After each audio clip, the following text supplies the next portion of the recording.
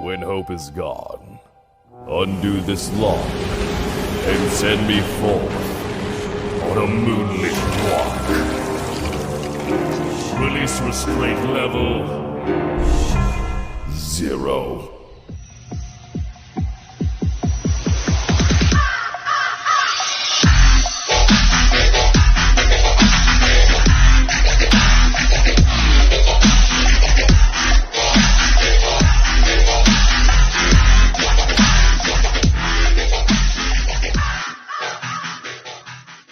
Hey kids, wanna see a dead body? Hi guys, this is the Void of the Ravenclaw. Welcome back to another fanfiction story. If you like this type of content, smash the like button and subscribe for future videos and updates that I do post on my community tab frequently. If you want access to my content early, make sure to check out my Discord. Under early access content, this is a fan fiction that was requested from a fellow viewer on the channel. This is my first attempt at making a Borderlands fan fiction. Not sure how this is going to go because I'm not like super familiar with the Borderlands world. Yes, I have played Borderlands 1, 2, and pre-sequel. This won't be as long as my other parts to my fanfiction. This is just, the intro into the story. Now, let's get some information out of the way. My Hero Academia won't be a part of this outside of Izuku and the other Midoriyas. He was born with a slight mutation. He's able to create energy that he releases from the palms of his hands or fingers, depending on what type of attack he's going to use. Think of it as his special attack, like in the game. As we start our story off with the birth of Izuku Midoriya. The young Midoriya had bright blonde hair with red crimson eyes. His features is a carbon copy of his mother. Despite their family resemblance, his parents barely spent a whole lot of time with Izuku. In truth, he barely had any interactions with his parents. He would have more interactions with his mother compared to his father. His family is nowhere near squeaky clean. They have several businesses that are involved in some nasty bit of business in the criminal underworld. Izuku is intelligent skyrocket. When he was extremely young, he had no doubt his loving parents would use his abilities, making him into a living weapon, if they were to find out. That's why he kept his ability a secret, never openly using them, in fear that his parents would make him into a living weapon. Even at this young age, Izuku was no fool. He knows his parents are not good people. Hell, they're almost outright evil sometimes. He mostly keeps to his studies, with the many tutors that his parents hired. Once they noticed his increasing intelligence at a rapid rate. But one day he came across something that changed the course of his life. He found an old footage, holotape, old footage of vault hunters. This was footage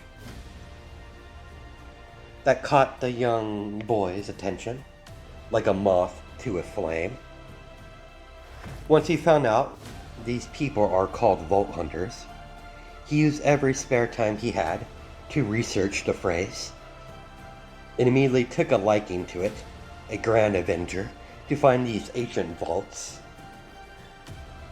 scattered all across the galaxy. The idea was fascinating and exciting for the young boy. With grand adventure in his mind, he immediately began to prepare to take this path to be a vault hunter. Of course, the thought of the thought of adventure did not cancel out his intelligent mind. He knows such a field would be extremely dangerous, so he had to prepare himself. He's already planning to leave at some point when he gets to proper age. He's tired of not being allowed outside the mansion. He spent most of his time in the garden on his family's mansion grounds. Outside garden is the only experience he has to the outside world. His parent has, well, mostly his mother, kept him under lock and key. Not locking him in the room, but not allowing him to leave the family grounds. Of course, he was just very small. Of course, she would lock him up. Well, not allowing him to go out, venture out, so he doesn't get hurt. When Izuku turned 6 years old, they gave him a small property in a rich forest on their family planet that they own. Because he acted like an obedient child, they decided to give him the estate as a gift. That only means that his parents won't be watching him 24/7, but he has no doubt the staff will be relaying what he's been doing, giving his parents daily reports. But outside of that, he has more chances to train without being bothered. The moment he moved into his estate, he immediately began to work. First thing he did was to see how his abilities work. Ever since they manifest, he hasn't had a chance to experiment with them. One day he went to experiment as he made his first attempt on using his powers. Only a small energy explosion went off in his hand. Then he accidentally shot a beam of energy out of his finger that shot right through the boulder. It went clean through. The hole was small, but it still went right through a thick boulder, so he decided to experiment. He quickly found out he's able to use his abilities in two different ways. He can create an energy explosion for close range, but if he concentrate and channel the energy more, condensing it, he could shoot it like a beam. But the further the target is, the weaker his energy beam becomes. Found out he can't use his abilities constantly. It consumes a lot of energy. After all, he's only 6 years old. It only took him 4 months to get a good grasp of somewhat of his abilities. He doesn't know if there's more to this, but for now he got his abilities to a skill level that he feels comfortable with. He could actually use his powers to kill people. Of course, he would rather not use his powers to kill people. He's smart and intelligent, but he still has a naive mindset on how the world works. With his powers at acceptable levels, use what allowance he gets from his parents to purchase his first firearm, specifically Hyperion tech. It's a black gun, sleek, custom made to fit his small stature. As he grows, he'll upgrade. He'll modify the gun to get to make it bigger.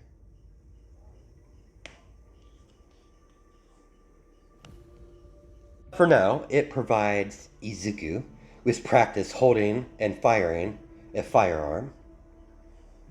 He had a firing range built in the back of the estate, where he spent most of his time practicing his aim and shooting the targets he had set up. The first time he shot his gun, he wasn't expecting the recoil, but after he practiced with the firearm enough, he got used to it, no longer knocking him down on his butt. Now that he could actually hold and fire his gun without falling down or dropping the gun from the recoil, he felt confident with his current skill level when it comes to a firearm. He's still a novice. He's still a child, so he's no expert. Izuku came across some interesting information. When he was searching more about Vault Hunters, he came across a singular phrase, siren. Once he researched it more, he was instantly interested.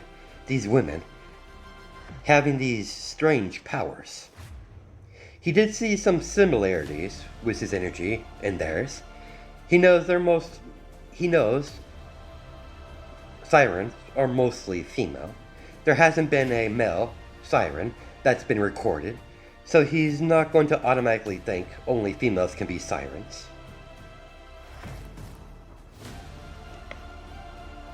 Knows for sure he's not a siren whatsoever.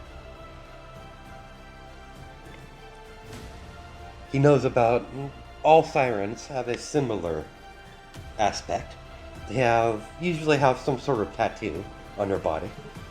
And Izuku doesn't have such a thing on his body. He's unclear if his energy that he generates and uses is similar to sirens, but they look similar. From the very few footage he could find of a siren using their abilities, he speculates the way he generates his energy is much more different compared to how they generate and use their energy. But he did find them fascinating. This is the closest thing to magic he's ever seen. Each siren has a diverse power set that evolve in interesting ways. Several years has passed. Izuku is 9 years old. He continued his study and his training, working towards being a Vault Hunter because he got a little bit older. His mindset on the world has slightly altered. He won't go around killing people because he can. He understands killing is necessary in the world, in the career path of a Vault Hunter. Right now he's being forced to attend a family mandatory vacation. As he's sitting on the ship ready to launch with his family to a vacation space station hovering above a vacation world. He's been trying to keep his interest in being a Vault Hunter a secret. He knows better. If he can't keep it a secret from his strict mother. After knowing his mother for quite some time, his view of the woman has altered. His mother is strict, serious and quite vicious. Not to him, but she's seen his mother when she gets upset. She might not outright show affection, but he knows his mother does care for him on some level. His father is a mysterious. Well, his father is a mystery. He was quite interested in his choice of future career as a vault hunter. Naturally, it didn't take Inko long to find out what took her son's interest. They're still not good people. He knows that. But he can't really choose his parents instead of worrying about the morals from right or wrong. He chose to embrace the benefits that his family provides and use those benefits to further his own goal to be a vault hunter. He has no doubt his father is most likely planning to use whatever fear or respect he creates when he becomes a well-known vault hunter. Like he knows, it's not a matter of if he can become a vault hunter, it's a matter of when he becomes a vault hunter in his father's mind. He's never understood that man. He's too set in his ways, but yet again, he doesn't really need to understand his father. He has no doubt his father will use what influence he gains in the future for the family's benefit, and he doesn't really mind. It's natural in this specific family. But he still kept his abilities a secret. He trusts his family, but not entirely.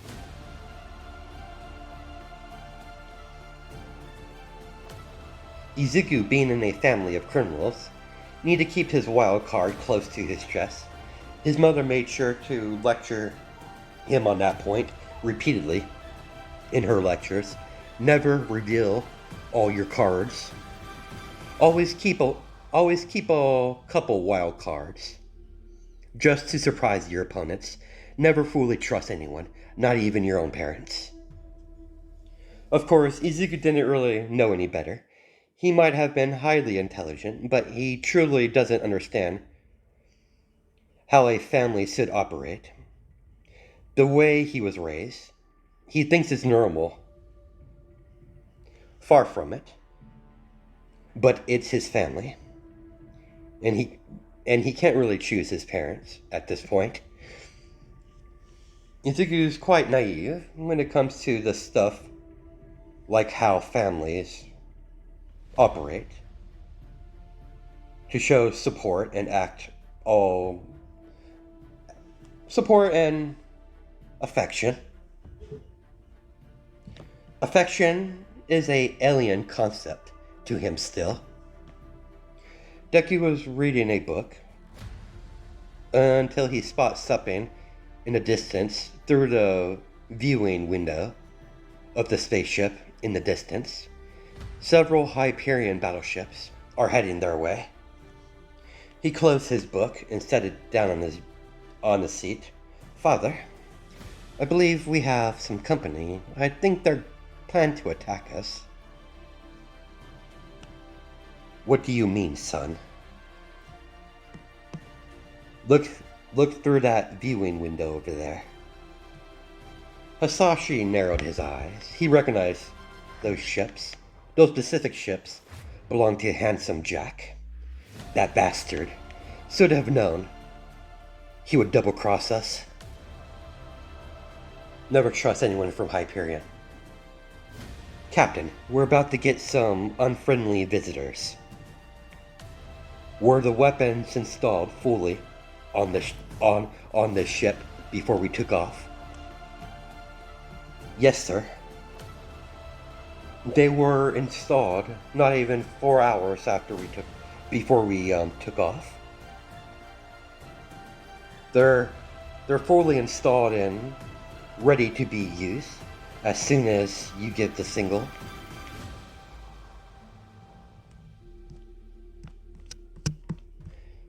Get into firing range. Once their ships get into firing range, open fire. Once we have some distance between ourselves with those ships, set a course to uncharted space.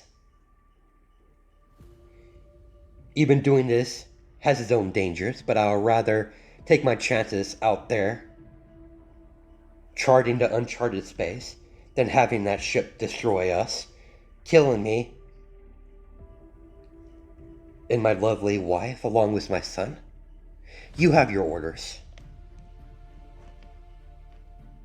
Understood, sir. Izuku clearly knows that name. I've been reading about this handsome Jack you mentioned earlier, Father. He's supposed to be like a rising star in Hyperion. According to the public, he's well liked.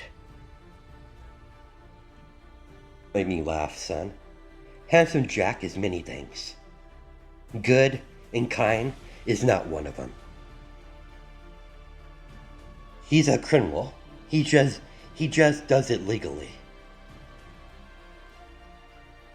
I suppose you're right, Father. No one's that clean. Remember that in the future. If someone seems to be good, if someone seems to be too good to be true, they are. The more clean they look, the more you should be cautious. Your father's right. No one's that good. The more good they seem, the more likelihood it's just they act. Never fall for such manipulations. Always think for yourself. Never allow anyone to direct your life. I know I haven't been the perfect picture of a modern mother. I would rather have you survive than have you dead. But the likelihood of me and your father surviving this is very unlikely. If it comes to that, you will be taking an escape pod. You can't be serious, Mother. I'm dead serious. Your mother know best. Now get strapped in. It's going to get a little bit bumpy. The moment those words left Inko's mouth, the space battle officially began. As all ships begin to exchange fire while flying through outer space. The ship immediately went towards uncharted space, hoping that handsome Jack's Hyperion battleships will retreat, not wanting to venture into the uncharted space. Many ships has entered uncharted space and never returned.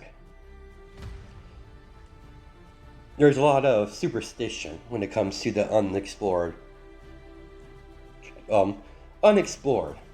of the uncharted space.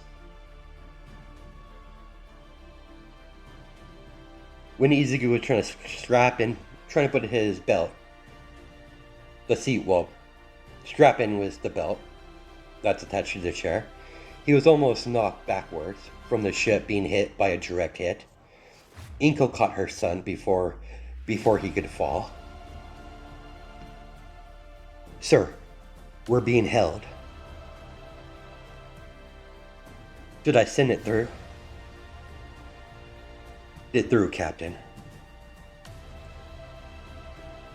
The image of handsome Jack appeared on the screen. Hasashi, my old pal, friend, comrade. I do hope you're having a lovely trip. I see you have brought your whole family, your beautiful, lovely wife. A pleasure. Even your brat. Excellent. All the Midoriyas, all in one place. What is the meaning of this, handsome Jack? You know how it goes. Things are changing, loose ends need to be cut. People need to be killed. Threats need to be eliminated. Can you do your old buddy a favor and die? I would appreciate it. Thanks a bunch. I'll see you later. Kill the fuckers. Full power. Annihilate them. As the transmission was cut, as Handsome Jack's battleships increased their fire upon the Midoriya spacecraft they have at their fingertips. That bastard, he planned this. Revert all power to non-vital systems and get us the hell out of here. Yes, sir. They reverted what systems to the shields and engines, increasing speed of the small battle cruiser. Mr. Midoriya, our engines can't stand much of this. They weren't designed to continuously to keep this speed. The hull is going to be compromised if we push the engines even further. Captain, incoming. Brace yourself. Incoming wormholes. Suddenly, they found themselves surrounded by hundreds of wormholes that are forming all around them, sucking several of the Hyperion ships into the wormholes. As Handsome Jack lead ship is holding back, the Midoriya ship couldn't evade all of them. Their engines died suddenly as they were sucked into a golden color wormhole. Everyone on the ship lost consciousness as a golden wormhole manifested right just outside the planet's atmosphere. Once the ship came out of the golden wormhole, it was caught in the planet's gravitational pull, forcing the ship into the planet's atmosphere. The ship begins to turn red from the metal heating up. As the ship enters the planet atmosphere, crash landing in a large canyon, getting buried under rubble of the canyon, covering the battle cruiser. Short pause. This is apparently going to be a normal size video because I'm already almost hitting 30 minutes already, so the next part will probably be much shorter. Anyways, let's continue with the story. Inko was the first one to regain consciousness. She rubbed her forehead while sitting down on the ground of the bridge of the ship, trying to get her head straight, trying to stop from her head spinning. Once she got everything under control, she looked around. The lights are flickering off and on.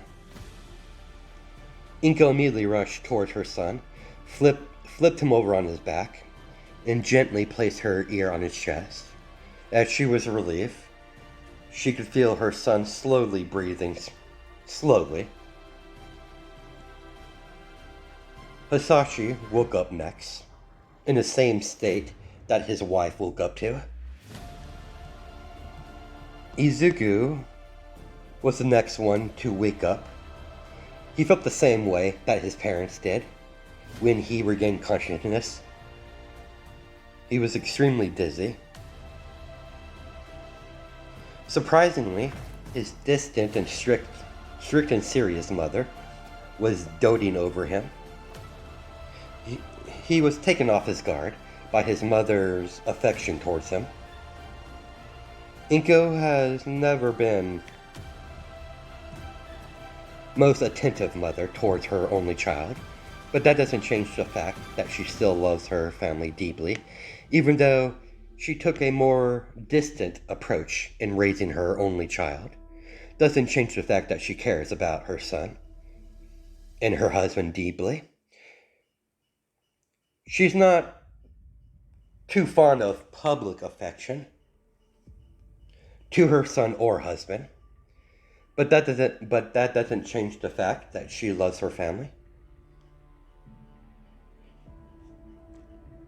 She couldn't raise her son like she wanted. Because of his increasing intelligence, she had to readjust how she had to raise her son, as she chose to raise him from a distance. Always keeping him at a distance with her parenting methods. It was clear to her that normal parenting would not work when she saw her son completely fix and upgrade a broken and scrapped black claptrap unit at the tender age of 4. A 4-year-old has the ability to do that, apparently her son. Even in a young age, his intelligence was clearly evident. He just perceives information faster and differently than normal people. Good, everyone has finally regained consciousness. Start repairing what you can. We need to figure out what planet we're on. And hopefully we can salvage the ship to get off this planet. But for now, fix what you can. Hasasi tried to reroute power to the heavy-duty outside cameras to get a display on what sort of terrain they crash-landed on. And he needs to make sure outside the ship, if the planet they're on is even breathable. Air is even breathable. Having trouble? The system's all a mess. There's too much power that's not being used. We clearly took some severe damage when we crash land onto this unknown world. Hey son, can you take a look at this? I know how talented when it comes to technology. Sure thing, father. As the 9-year-old Izuku instantly began to fiddling with the console to see all the power fluctuating. As he begins to switch power to other systems, he instantly rerouted the power that's not being used by anything right now. He instantly got instant results. As the lights in the bridge finally turn on, lighting up the entire bridge, revealing the heavily damaged equipment on the bridge itself. I rerouted most of our weapons power to vital systems that we need to have operational. Once critical systems have been repaired, you can reroute the power back to the weapons, as he showed his father how to do it. Inko couldn't help but smile at the scene, having her own son teach his father. It's something he should already know. But Asashi, her husband, has never been good with spaceships and technology. That type of technology. It's good, lad. Thanks for the help. It's always nice to have a genius in the family. Excuse me, you mean 2 geniuses? After all, our son takes after me more. Of course. I did not forget. I know full well how intelligent you are. That's good to hear. You wouldn't want to get me angry, wouldn't you, dear? No, dear. I know I've seen you angry and I don't want no part of that. That's what I like to hear. As she took her son's hand and dragged him off to explore the ship to see the full estimate of the damage to the spaceship, The ship's not too large by any means, but the battlecruiser is not small either. It's a medium size, if it's anything else. It's big enough to hold a full crew, but small enough to keep its removability intact. Technically, the spaceship is class a light class battlecruiser with custom weapons installed in engines. Pretty much every single mechanical opponent was bought and purchased from the black market using black market technology that's clearly illegal in many systems. Due to Midoriya's care, no, they're criminals. And that's where we're going to stop it. Hope you guys have a good night and day. Enjoy my time zones. And I'll catch you in the next video.